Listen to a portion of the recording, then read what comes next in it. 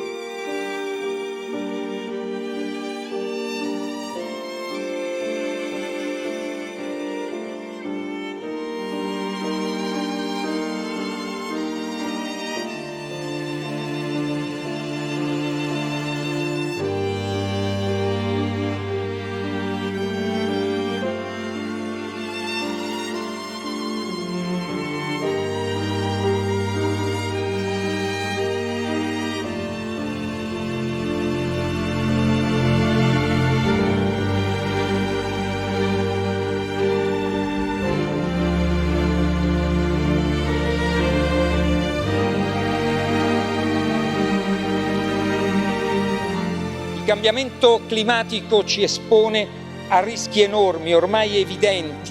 Servono investimenti per tecnologie pulite, per rispondere ai milioni di giovani che sono scesi in piazza e alcuni sono venuti anche qui in quest'aula per ricordarci che non esiste un altro pianeta.